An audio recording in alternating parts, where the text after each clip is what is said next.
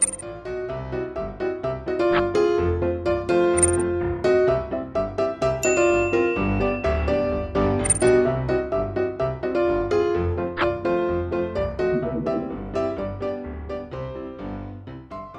estudiantes del octavo grado.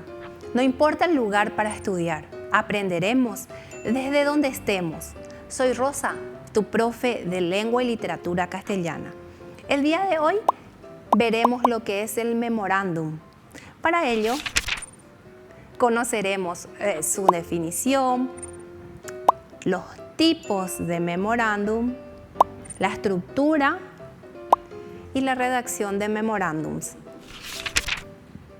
Los propósitos para esta clase son distinguir las propiedades del memorándum, evaluar los criterios de redacción del memorándum y promover el uso de la lengua estándar en comunicaciones formales.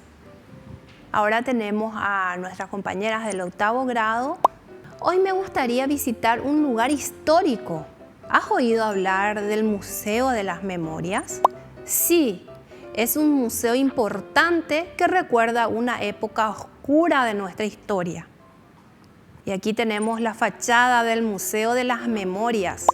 ¿Sabes? Esta casa solía ser un lugar donde se cometían terribles injusticias durante la dictadura. Mira, aquí hay testimonios de personas que sufrieron mucho en este lugar. Es importante recordar y aprender de la historia. Podemos escribir un memo sobre la visita. Entonces teníamos a nuestras compañeras hablando del Museo de las Memorias, que en época de la dictadura de Stroessner se usaba como un departamento de investigación, y la investigación consistía lastimosamente en torturas y también era como una cárcel para la gente que el gobierno creía que cometía ciertos abusos o delitos, pero no era así. Bueno, entonces, ¿a qué viene esto? Nuestro tema es memorándum y decían nuestras compañeras que uno debe recordar, y memorándum significa en latín recordar algo. Entonces, por eso estábamos recordando también esto, que es parte de la historia paraguaya. ¿Qué es un memorándum? Es un documento para comunicar. Puede ser una decisión, una orden o recordar acciones. Entonces, el memorándum se utiliza en una institución pública, en una empresa, en donde sirve o nos servimos del memorándum para dejar por escrito decisiones, órdenes o recordatorios. El memorándum también puede ser llamado memorando. Entonces, de las dos maneras podemos llamar. Son flexibles. ¿Por qué son flexibles? Porque uno puede comunicar de manera ascendente. ¿Cómo sería de manera ascendente? De los funcionarios que están abajo para el jefe, de manera descendente, en donde el jefe comunica algo, o de manera horizontal, entre pares. Son prácticos. ¿Por qué? Porque en el memorándum dejamos por escrito en ciertas decisiones, órdenes o recordatorios. Son breves, sirven para la comunicación en una institución pública o en una empresa, como ya dijimos, y son directos.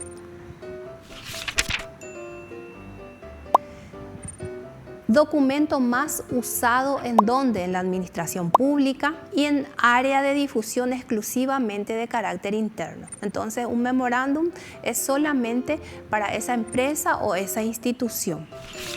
Vamos a ver los tipos. Tenemos tres tipos. Tenemos el memorándum breve.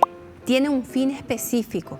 El mensaje es de poca extensión. Lo que escribimos en un memorándum breve, como su nombre lo dice, entonces va a ser muy corto, específico, concreto. Y la redacción en impresos con membrete. Entonces, el memorándum breve y todos los memorándum tienen la identificación de la institución o la empresa.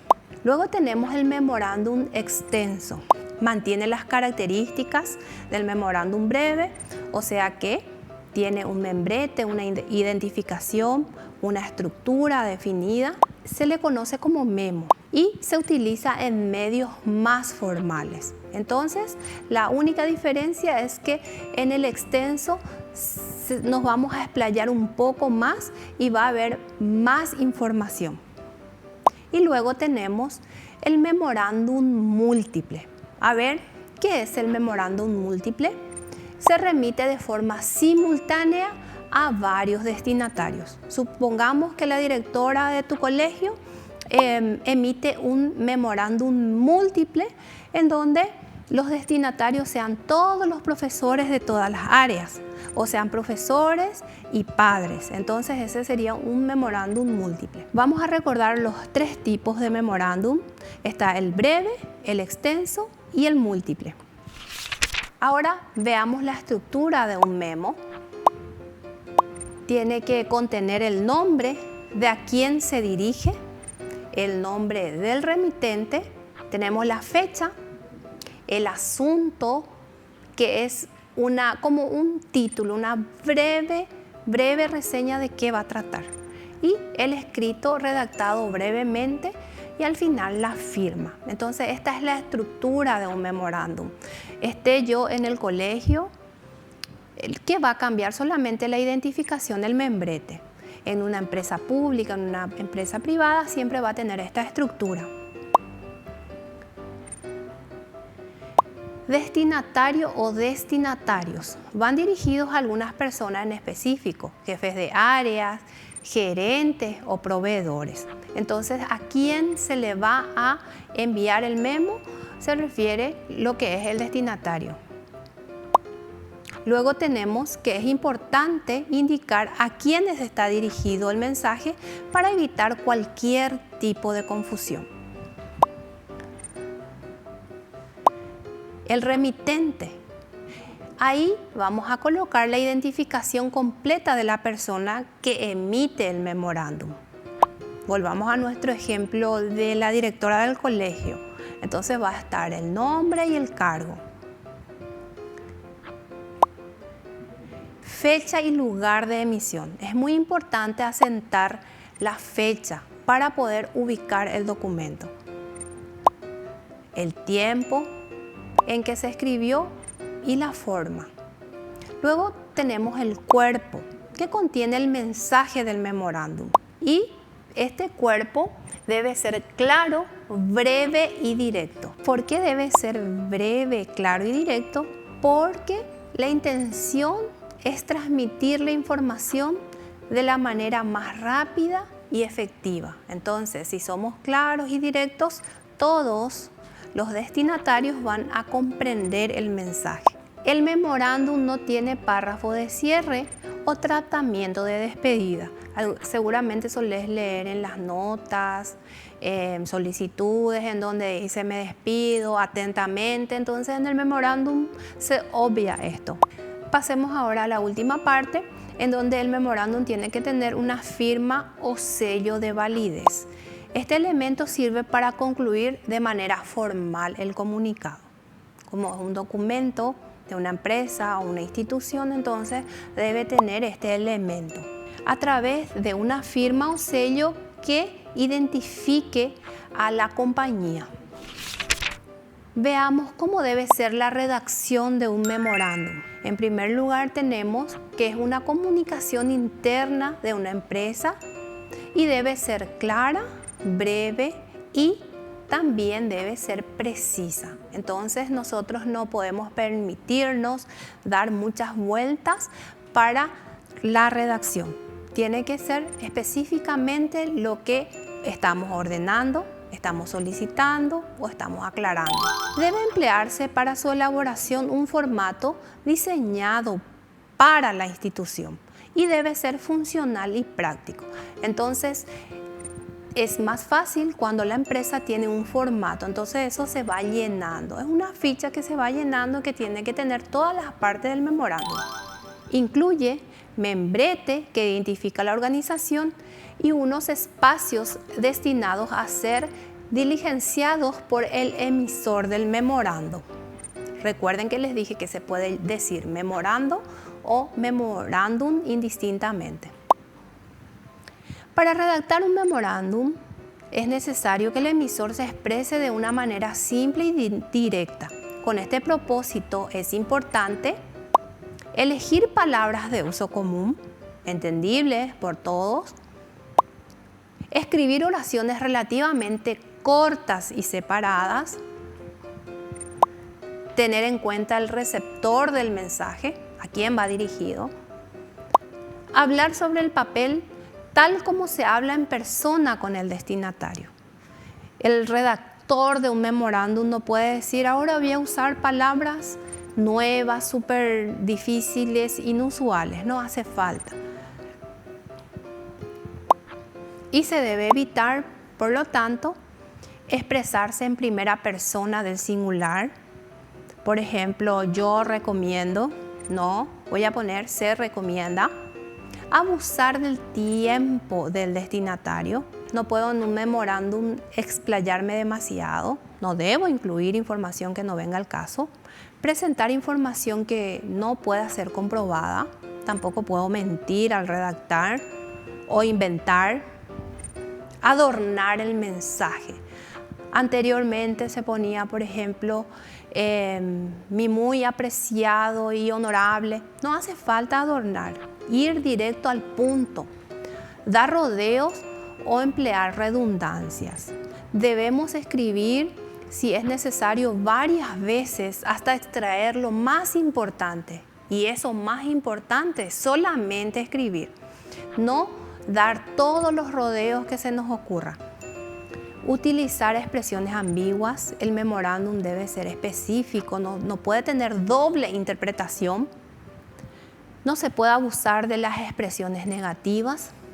Recordemos que en todos los escritos es importante escribir en positivo. Herir al destinatario en su inteligencia o sensibilidad también es inadmisible. Entonces, recordemos todo lo que se debe evitar al redactar un memorándum. Llegamos ahora a la evaluación de la clase y respondemos con verdadero o falso. A ver si atendiste la clase y vamos a poder hacer este ejercicio. Primero tenemos, ¿podemos leer memorándums en los medios de comunicación? ¿Qué les parece? ¿Sí o no? ¿Qué dijimos durante el desarrollo? ¿Que es algo interno de una empresa o es de divulgación masiva? A ver, ¿qué decís? ¿Qué pensás? Es falso, muy bien. En el memorándum se debe utilizar un lenguaje coloquial. Es tal cual como nosotros hablamos, ¿no?